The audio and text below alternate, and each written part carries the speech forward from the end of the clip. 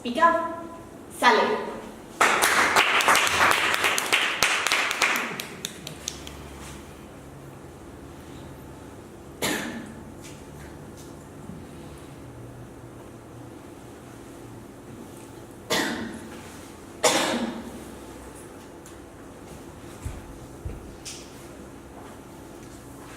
You should have speak up and told us. If you have told us, we were able to help you. And if you told us, we were able to help you fix the problem and it will not become a big problem that it is now. All you have to do was just speak up. Good evening, fellow Toastmasters. Good evening. Throughout my life, there's always been one phrase that everybody has been saying to me over and over again. It's to speak up. So according to the communication style questionnaire that was in the base camp, after answering all those questions, I found out that my communication style is supportive. Did a bit of dash of analytical, but perhaps the analytical came from my accounting side, so I disregard about that. But the big thing is that I have a supportive communication style, and there's none about direct, there's none about big initiative. Now they say that the supportive style of communication is calm, approachable, sincere, gentle, and an active listener. Quite of a grandeur statements for a person like me. I do agree to a certain extent. I do feel like I am calm, but I don't feel I'm sincere. I don't feel that I am.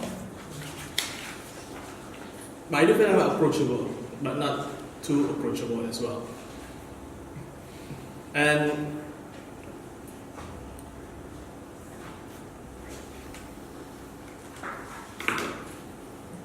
but what sticks out the most in that explanation of being supportive communication style is the words indecisive, soft-spoken, and slow-paced. Which I have to agree completely. Now there are a few things great that can have a positive impact about having a supportive communicative style. Now when I was in university, I always prefer to just listen to people rather than talk.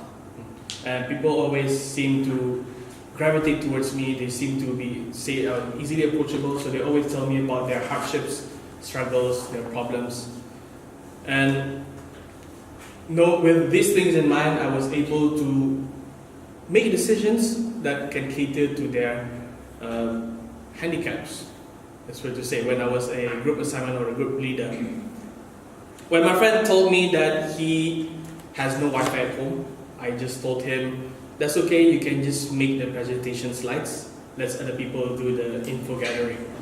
When one of my friends said that she loved to mind any other people's business, I just told her, okay, you do interviews, you do questionnaires, since you like listening to people.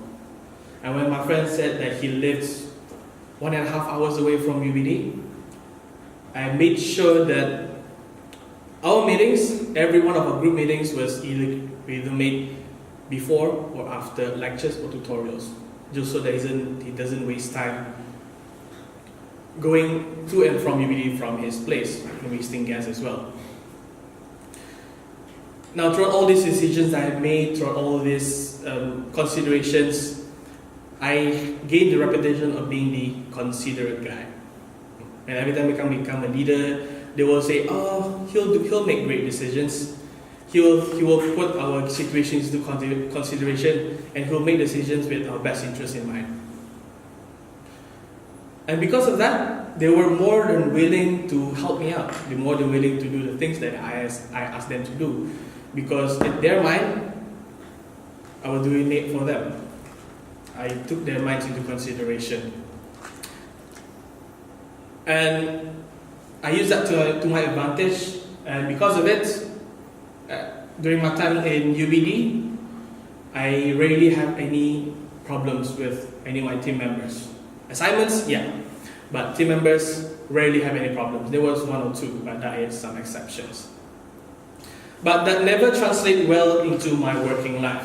Now, when I started working, I was not the leader. I was just a regular staff member. I did not make the decisions. I just followed the decisions.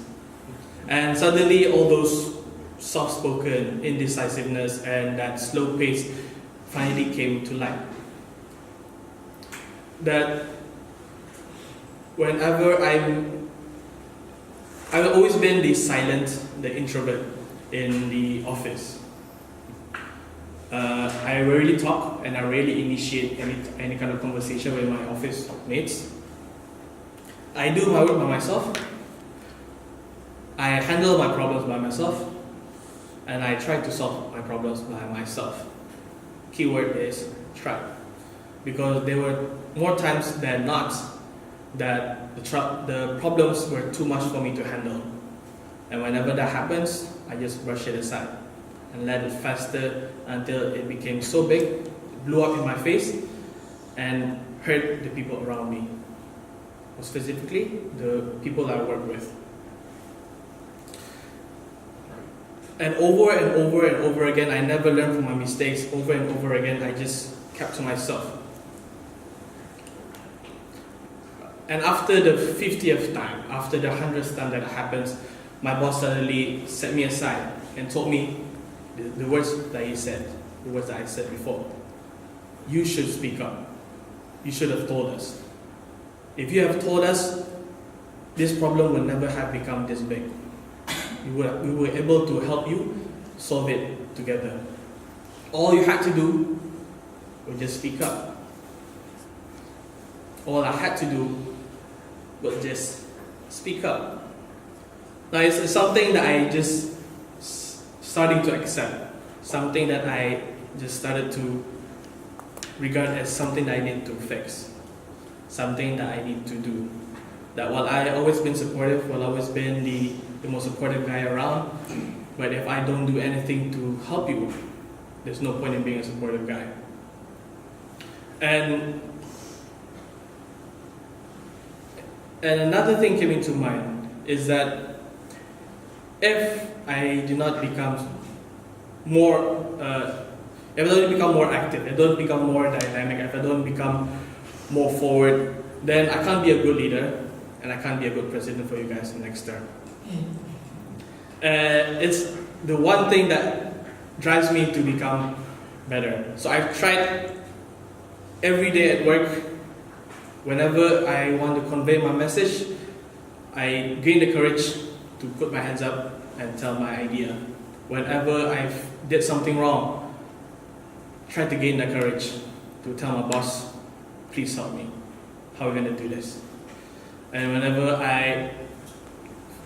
I felt that the office was silent, I started to make small talks with my office mates. And I tried my best to just be more initiative. Because that is one of the communication style that I never had.